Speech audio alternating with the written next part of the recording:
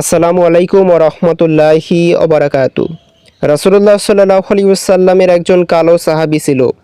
তার নাম সাদ রাদিয়াল্লাহু তাআলা আনহু। তিনি ছিলেন গরিব, গায়ের রং ছিল কালো।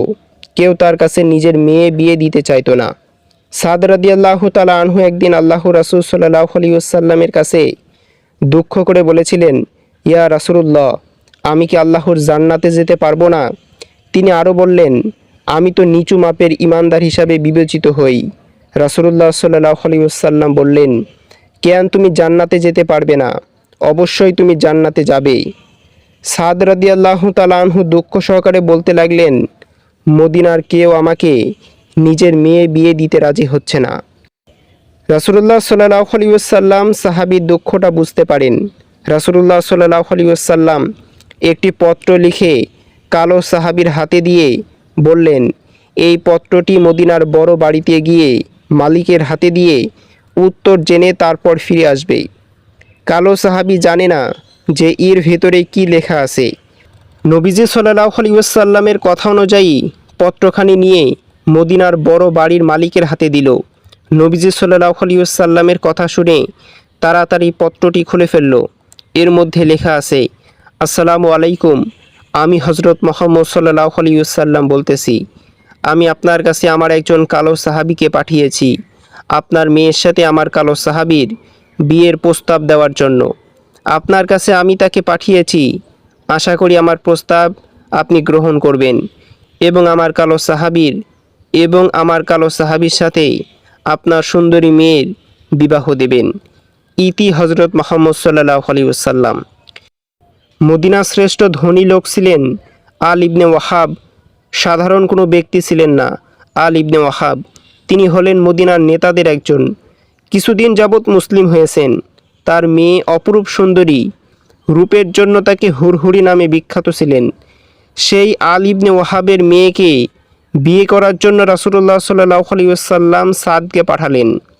এমন নেতার মেয়ে বিয়ে করবে সাদের মতো একজন অসহায় গরিব কালো ছেলে? সে তার সৌন্দর্যের জন্য এত প্রসিদ্ধ। স্বাভাবিকভাবেই আল ইবনে ওয়াহাব অহংকার করে বলতেছে, তোমার মতো একজন কালো ছেলের কাছে আমার হুড়হুড়িকে বিয়ে দেব না, অসম্ভব। তুমি আকাশের কুসুম কল্পনা ছেড়ে দিয়ে বাড়িতে চলে যাও। সে চেহারাটা খারাপ করে বাড়ির দিকে রওনা হলো। কিন্তু তার মেয়ে ততক্ষণে দরজার ফাঁক থেকে সব কথাবার্তা শুনে ফেলেছে। তখন মেয়েটা বলে উঠল, বাবা, ছেলেটা আপনার কাছে কি প্রস্তাব নিয়ে এসেছে আমাকে একটু বলবেন?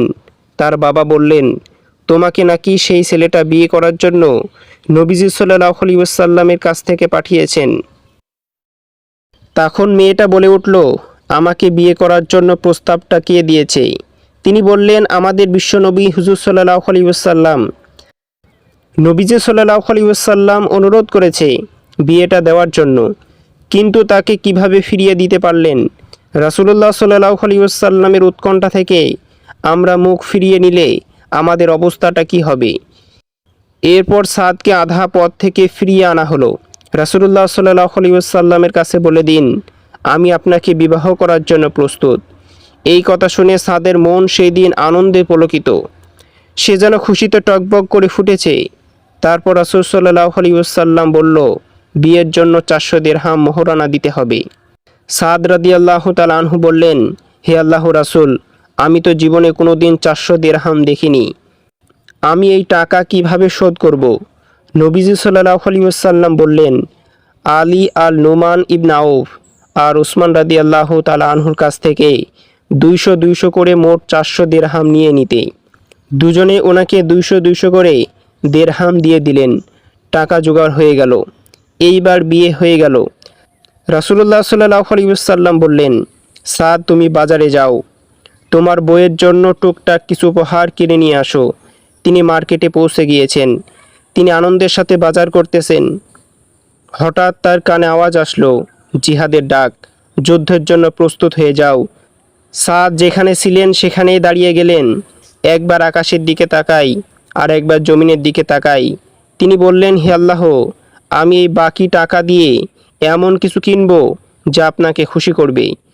নতুন বউয়ের জন্য গিফট কেনার বদলে তিনি কিনলেন একটি তরবারি আর একটি ঘোড়া। বাজারে কেনা সদ্য কাপড়টা শরীরে পরে ঘোড়া নিয়ে ছুটে চললেন জিহাদের ময়দানে। নিজের চেহারাটা কাপড় দিয়ে বেঁধে নিলেন, যেন রাসূলুল্লাহ সাল্লাল্লাহু আলাইহি ওয়াসাল্লাম তাকে দেখে চিনে ফেলতে না পারেন। কারণ রাসূলুল্লাহ সাল্লাল্লাহু আলাইহি ওয়াসাল্লাম তাকে দেখলেই তো বাড়ি পাঠিয়ে দেবেন। সে যে সদ্য বিবাহিত।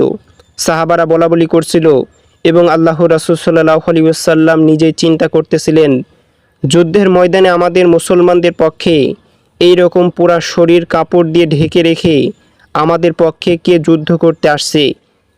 এই ঢাকা লোকটিকে? আলী রাদিয়াল্লাহু তাআলা আনহু বললেন, বাদ দেন, সে যুদ্ধ করতে এসেছে। সাদ যুদ্ধ করতে থাকলেন, কিন্তু তার ঘোড়ায় আঘাত হানা হলো, ঘোড়া পড়ে গেল। সাদ উঠে দাঁড়ালেন। ওই সময় নবীজি সাল্লাল্লাহু আলাইহি ওয়াসাল্লাম তার কালো চামড়া দেখে ফেললেন। ইয়া সাদ, এ কি তুমি? রাসূলুল্লাহ সাল্লাল্লাহু আলাইহি ওয়াসাল্লাম প্রশ্নের জবাবে তিনি বললেন, আমার মা বাবা আপনার উপর উৎসর্গ হোক ইয়া রাসূলুল্লাহ। জি, আমি সাদ। রাসূলুল্লাহ সাল্লাল্লাহু আলাইহি ওয়াসাল্লাম বললেন, হে সাদ, জান্নাত ছাড়া তোমার জন্য আর কোনো আবাস নেই। সাদ রাদিয়াল্লাহু তাআলা আনহু আবারও জিহাদে ঝাঁপিয়ে পড়লেন। কিছু সময় পর কয়েকজন বলল সাদ আহত হয়েছে। রাসূলুল্লাহ সাল্লাল্লাহু আলাইহি ওয়াসাল্লাম ছুটে গেলেন ময়দানে, সাদকে খুঁজতে লাগলেন। সাদের মাথাখানা নিজের কোলের উপর রেখে কাঁদতে শুরু করলেন। তার অশ্রু গড়িয়ে গড়িয়ে সাদের মুখের উপর এসে পড়ছিল। রাসূলুল্লাহ সাল্লাল্লাহু আলাইহি ওয়াসাল্লাম চোখ বেয়ে নেমে আসছিল অশ্রুর ধারা। একটু পর তিনি দুনিয়া থেকে শাহাদাত বরণ করে নিলেন।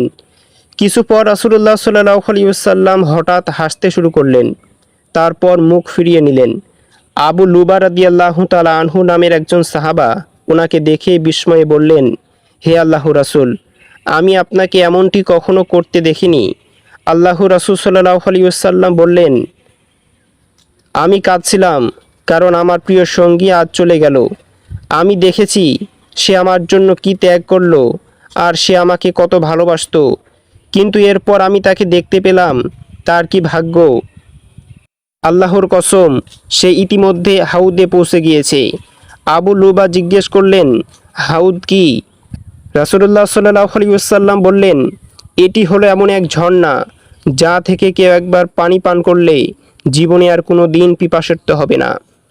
এর স্বাদ মধুর চেয়ে মিষ্টি, এর রং দুধের চেয়ে সাদা। আর যখন আমি তার এই রূপ মর্যাদা দেখলাম, আল্লাহর কসম, আমি হাসতে শুরু করলাম। নবীজি সাল্লাল্লাহু আলাইহি ওয়াসাল্লাম অতঃপর সাহাবাদের কাছে বললেন, সাদের ঘোড়া তার তরবারি নিয়ে আসতে, সেগুলো যেন সাদের স্ত্রীর কাছে নিয়ে যাওয়া হয়। তাকে যেন বলা হয়, এগুলো তার বংশধর।